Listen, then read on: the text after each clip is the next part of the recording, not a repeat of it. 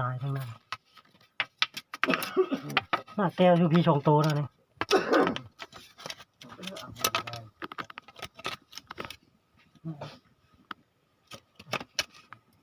หอมซุยๆเลยพี่น้อง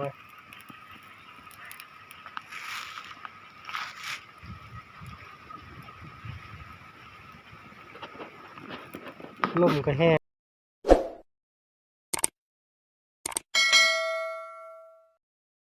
ถ่ายสบายดียามแลงๆพี่น้องเลย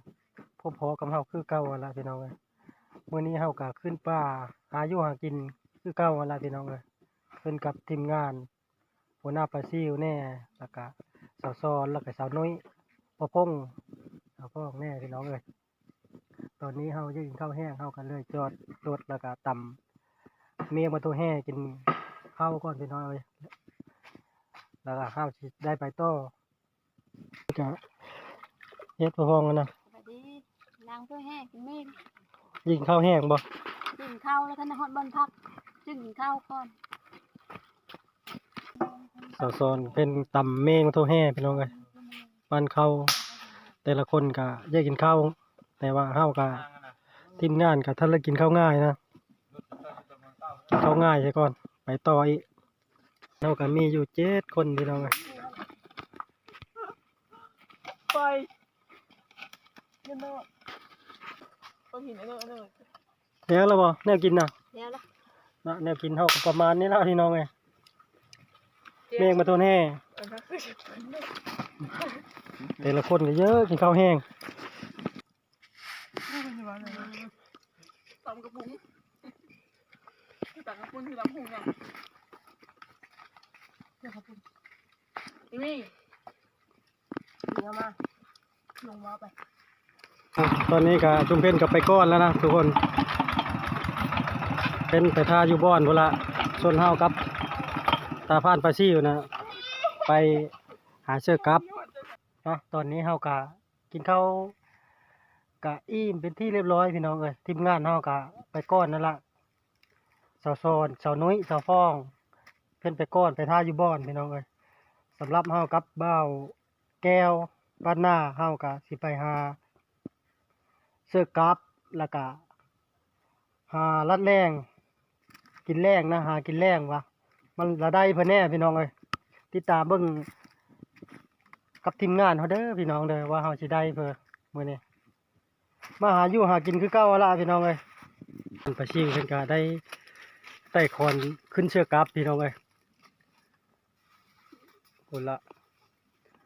แล้วเชืออยู่ถึงพุ่นละ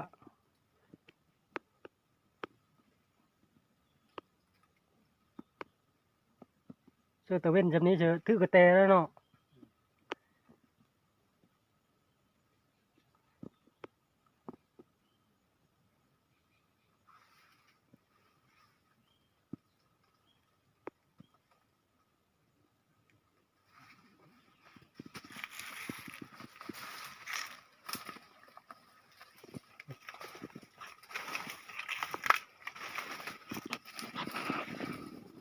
ตอนนี้เราก็หาเลาะเชือกกับก่อนพี่น้องไงหลังจากเราเชือกกับแล้วเราก็สิหาเลาะลัดแรงแล้วก็เลาะไปบ่อนพุ่นเลยให้ผ่านตะชี้เพิ่นไปก่อนแล้วพี่น้องเอ้ยเราก็ได้เชือกเป็นเพิ่นเราก็เชือกกับไปตำลังเพิ่นนี่ละตอนนี้เพิ่นไปก่อนแล้วเฮาเชือกนี่ก่อน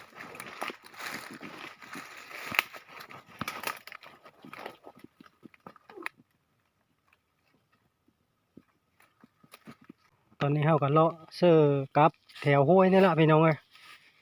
ไปตำลังในผ่านปลาชีเพิ่นในผ่านปลาชีเพิ่นไปก่อนแล้วล่ะ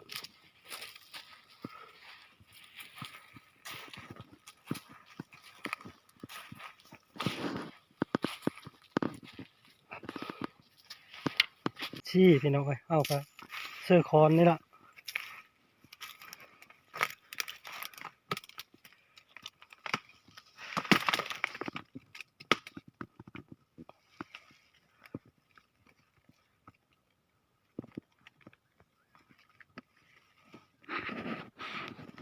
นี่ละพี่น้องเอ้ย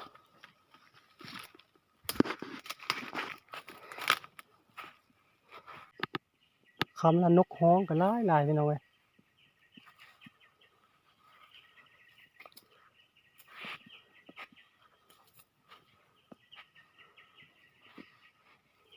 ไปหาหัวหน้าปลาซิ่วพุ่นละพี่น้องเอ้ยพอเพิ่นละได้เพิ่นละฮอดหัวหน้าปลาซิ่วนะพี่น้องเอ้ยนะเฮากำลังเลาะเมื่อบ่อนพุ่นละเพราะว่าช่วงนี้คือมันค่ำเต็มละนกก็หลายพี่น้องเอ้ย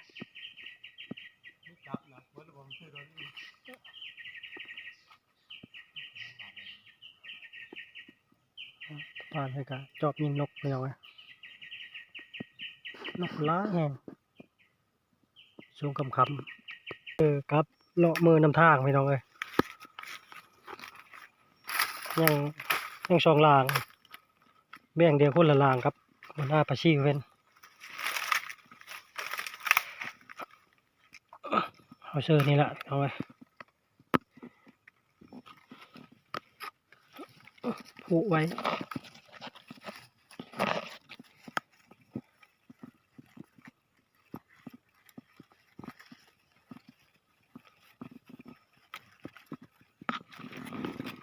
งานนอนนะพี่น้องเอ้ยฮอดบนอยู่บนเศร้าเขาละบรรยากาศยามแรงๆก็ประมาณนี้ล่ะพี่น้องเอ้ยอันนี้คือห้วยเตยพี่น้องเอ้ยบ่อนเฮาพักเฮาเช่าคืนมื้อนี้น่ะ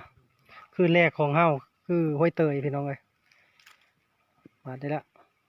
ทีมงานเฮาก็อยู่พูนพี่น้องเอ้ยนะเพิ่นก็พอดีหาอาบน้ำอาบในอยู่หาไปเบิ่งว่าชุมเพิ่นล่ะเฮ็ดแบบเลออยู่พี่น้องเอ้ยทีมงานเฮาก็พักอยู่นี่ล่ะพี่น้องเอ้ยพักอยู่นี่ละแคมป์ห้วยเตยนี่นะพี่น้องเอ้ยมันอยู่บนเสาเขาก็อยู่ประมาณนี้ละพี่น้องเอ้ยคืนนี้ก็ได้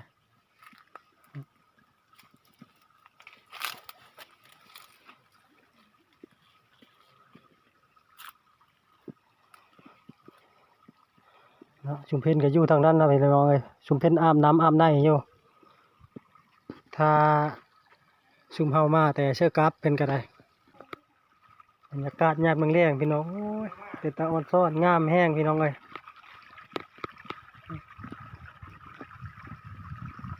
ชุมเพนก็หากำลังเต็มเครื่องเต็มคอหาอาบน้ำอาบในพี่น้องเอ้ยยามแรงเพราะว่าค่ำกว่านี้มันจะหนาวช่วงนี้พอดีอาบอยู่น้ำก็ได้เรือเตบ่พุ่งที่เห็นหรือว่าเพิ่นไปทางเลอหน้าตาซี่เป็นการเป็นกำลังเต็มเครื่องเต็มคลองสิไปหาอาบน้ำอาบในเพิ่นก็ได้เพราะว่าคืนมื้อนี้เฮาย่านฝนตกเฮาก็เลยนอนคือทำนี่ก่อนพี่น้องเอ้ยเพราะว่าเฮาได้บ่อนอาศัยจักหน้อยเพราะว่าฝนครึ้มๆมาอยู่เฮาก็ได้ไปหาเชื่อหม้องกับบ่พงแน่ครับในพานปลาชิวแน่พี่น้องเอ้ยไปเชื่อหม้องพอได้ยามมื้อเช้ามาละพี่น้องเอ้ยติดตามเบิ่งนำเดียวเด้อพี่น้องเด้อเอาว่ากำลังอาบน้ำอาบใน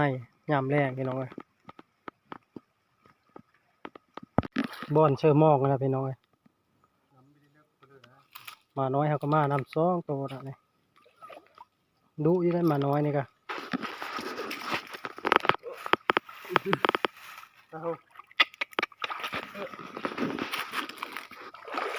แม่นไปเชื่อคืนเลยแม่มันน้องเขาพงเพิ่นก็เชื่อหม้องอยู่แล้วเขาพงเป็นลงก้อนเฮาก็ลงตำลัง โอ้เอาดิ เย็นด้วยบ่ เดี๋ยวคนเย็น โอ้โห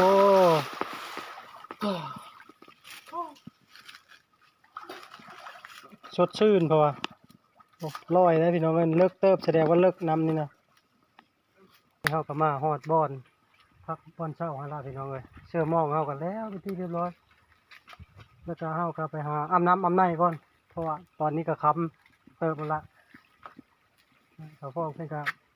รอมาหุ้งตำมาหุ้งนั่นละกินแดงมื้อนี้เพราะว่าเฮามามื้อนี้ก็มาค่ำยังดีได้อันกินแรงพี่น้องเอ้ย ปลากระป๋องไม่จาม หลายคนยังแล้วไว้ มันก็มางูก่อนนั้นมีแต่ผู้ชายทั้งหมด จากเข้ามาแต่อาบน้ำแล้วก็เฮาก็สิมกมันแก่พี่น้องเอ้ยพิงไฟ ยาติดมานะ อากาศหนาวมื้อนี้นะ คิดให้พี่ต้องเอาปะมันโดนเฮากิน พิงไฟแล้วก็มกมันแก่ไปนำ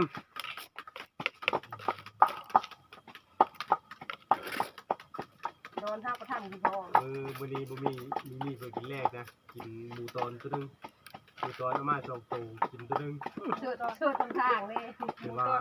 บะฮุ่งหรือมา เชิด ละกอ น้ำทางไปครึ่งนึง ใส่เองนะมื้อนี้ ในครูเฮาก็กำลังตำมะฮุ่งกินแรงพี่น้อง ขนาดกินหุ่งไว้ ตำมะฮุ่ง เย็นในหุ่งนะเย็นจะสิพัก กินไปน้ำตำไปน้ำเพิ่นก็ สิเจอมัน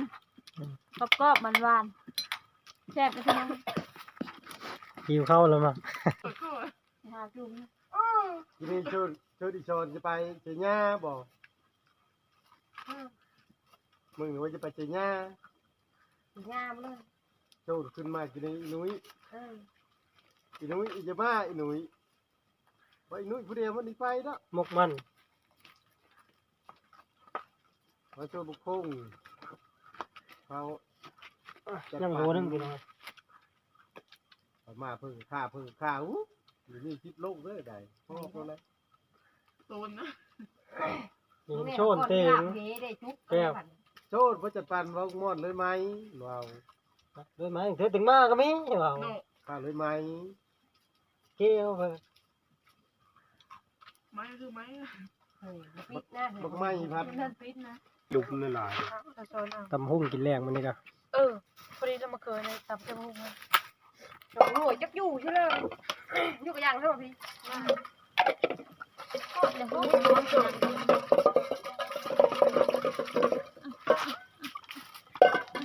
ี๋ยวได้พวก มาคือ เอามงพลายปี ยังไงเพิ่ม น่าจะด้วยมันบ่ยากที่ทำมัน ได้กินข้าวให้กินมะฮุ่ง ตำกินตำหุ้งขั้นตอนการตำบักหุ้งมันบ่ยาก วิธีวันนี้ Ừ. ชอบกันตัว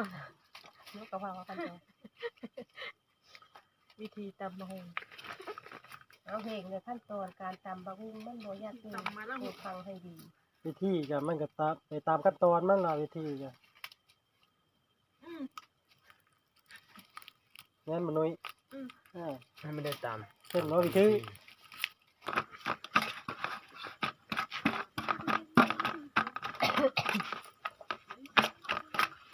นี่ยังต้องไปชาไม่กล้าแชงกระท้อนน่ะอ่า คืออะไร ตำเทิดทุกคนประชามันก็ไปอยู่เมืองเก่าแล้วมันเล็ดนี่อยู่มันอย่าไปมันเจ็บเราพูดอย่าพูด ของกินเท่ากันตำมะฮุ่งเท่ากันแล้วเป็นที่เรียบร้อยแล้วพี่น้องประมาณนี้แหละของกินเท่ากันคืนนี้จ้ะเขาอยากไปพระเดชไปเยี่ยมห้องบ่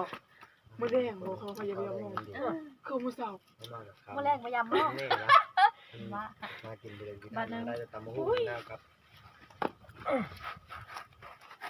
มาไม่ยาก ย่อหน้าติ่งชื้อ แซ่บบ่พี่น้อง ก็ แซ่บมีแซ่บแซ่บ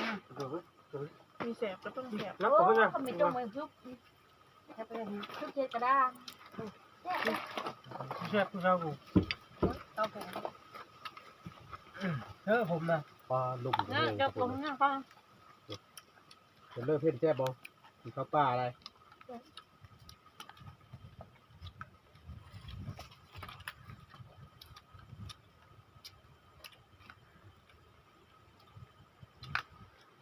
มีตำฮุกแน่โลผักขมมันต้องแห้ง โลกพักกับตำหุ่ง ก็จะมีอยู่ครับ ไม่เหมือนของการการไม่ผมพักซุปแล้วมันจะ มันแก้ว ใหม่มา มันใหม่มา เออ แม่นจู่ๆไผ่เขาอีกน้อย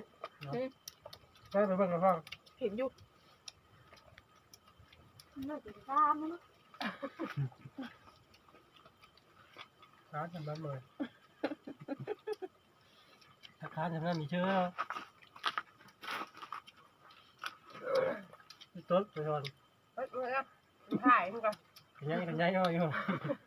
แล้วมันจะต้น คนละ สิถ่ายอยู่ที่นี้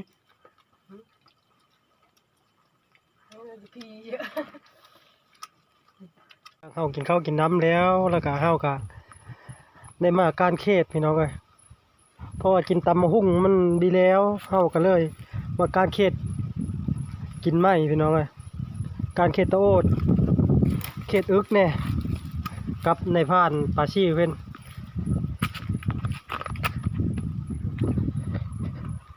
ตอนนี้เฮาก็ได้ประมาณปีนึงแล้วพี่น้องเอ้ยเขตเนาะก็ได้หลายเติบแล้วนะผู้นักตัวผมตามทำพี่น้องเอ้ยผมมีหลายนึงไปละเขตตะโอดเฮาไม่มีอันยิงมัน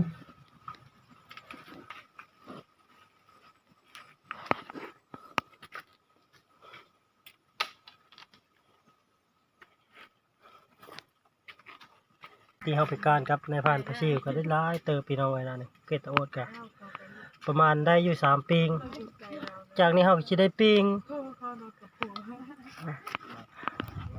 มาน้อยเพิ่นก็ทันละนอนได้นะบ่อนอยู่บ่อนนอน ตอนนี้ก็ลมแห้งพี่น้องเอ้ยลมหนาว ตอนเว้นน่ะร้อนบัดค่ำมาหนาวลมก็แห้งพี่น้องเอ้ยทางนี้ก็คือเฉพาะเป็นปิงเขตที่เฮาผ่านมานะพี่น้องเอ้ย โอ้ยขึ้นมาโจ้นะ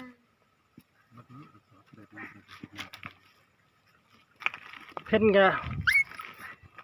มีจะนอนนำมาเลย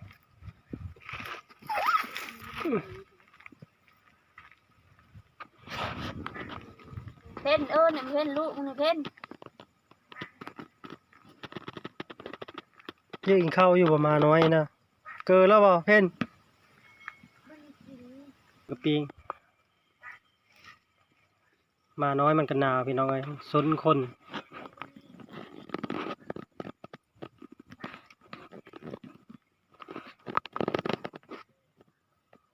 เข้าท้าอยู่ได้พี่น้องกับลมหนาวนี่ปิงไฟไปน้ำปิงเขตไปแน่ปิงเขตไปแน่ ยิงเกต ได้อยู่บ่3ปี ได้ละ3 ปีพอดี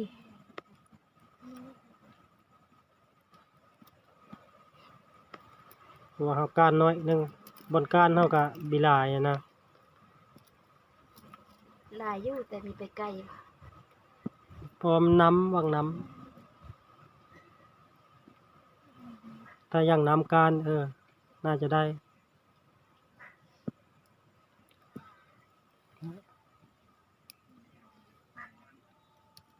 เป็นเกตเนาะมีแต่ตัวใหญ่ๆเนาะเกตโตโอ๊ต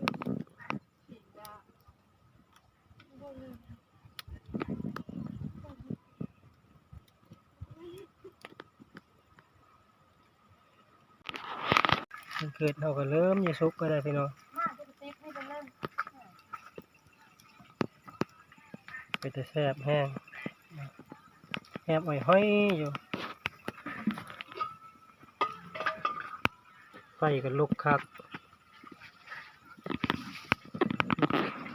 ส่วนอีดับเพิ่งก็ไม่ได้นอนจะเลยนะนอนพิงไฟปิงเขตเราก็สุกเดี๋ยวแต่ปิงเนี่ยพี่น้อง2 ปิงนะสุกแล้ว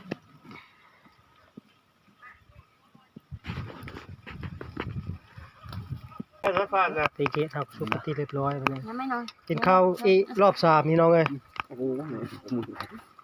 มาแซ่บๆน้ำเดียวพี่น้องรอบดึกรอบสุดท้ายละบัดนี้ เอาขึ้นมาทำมา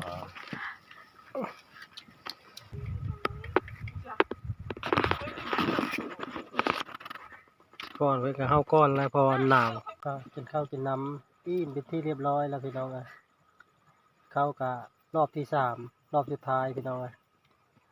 สำหรับคลิปนี้กะถ้าผู้เลยที่มกที่เจอกะอย่าลืมกดไลค์กดแชร์บ้านม่อนในเด้อพี่น้องเอ้ยเพื่อเป็นกำลังใจให้คลิปต่อๆไปสำหรับคลิปนี้ก็จบเพียงตัวนี้ละพี่น้องเอ้ยคลิปหน้าก็พบพอกับเฮาคือเก่า